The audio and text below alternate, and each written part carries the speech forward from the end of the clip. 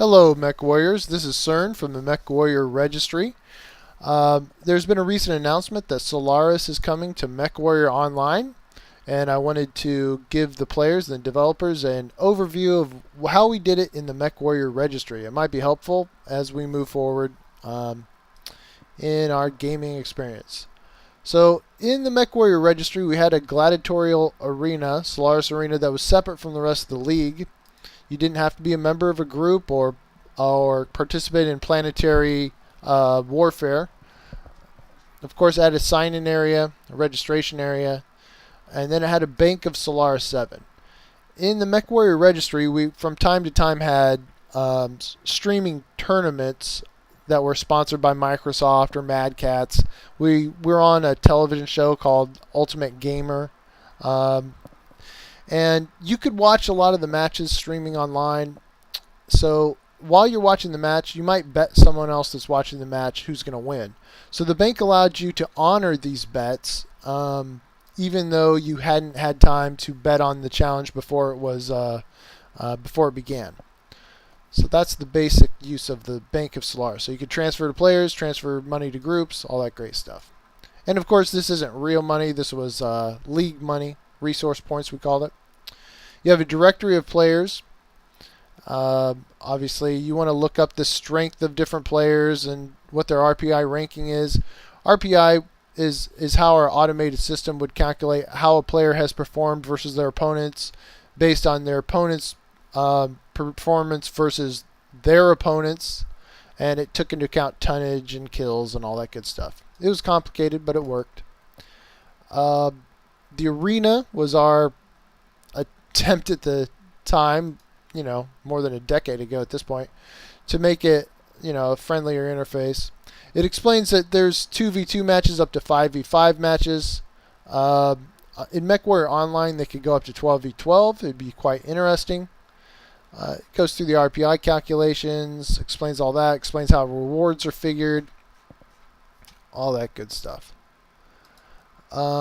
There's the official rules page, which says most of the same things.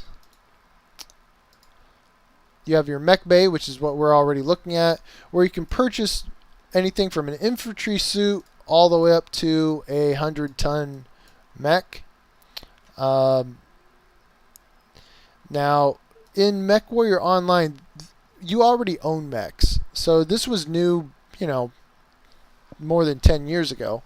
But in Mechwarrior Online, you already own mechs, and this type of system would work very well. So you'd have mechs that you could use in Solaris, but in Mechwarrior Online, pretty much any of your mechs you should be able to use in that setting, I would think. Of course, we had a page that explained all the different mechs and type of equipment you could put on them and all that. But that's already pretty much baked into Mechwarrior Online, so congratulations for that.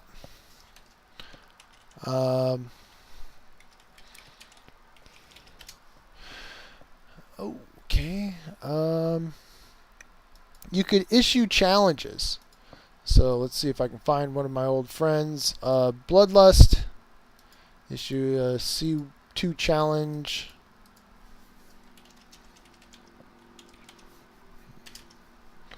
I shouldn't call him Bloodlush. He wouldn't like that.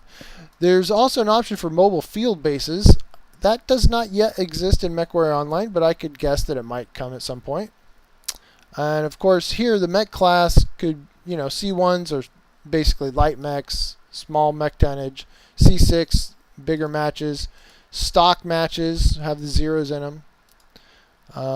Okay, so there we issued challenge. Let's look at that a little bit.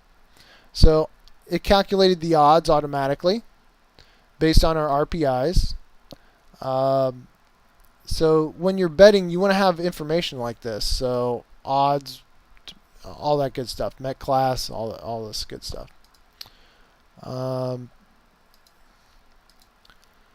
You can list the challenges, which is, I guess, what we just had done.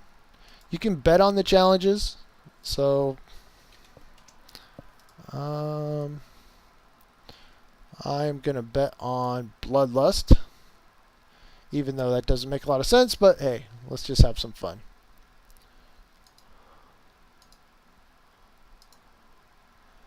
And that's a basic overview of how it worked. It was fun. We enjoyed it. And I hope it's helpful. And I will see you on the battlefield.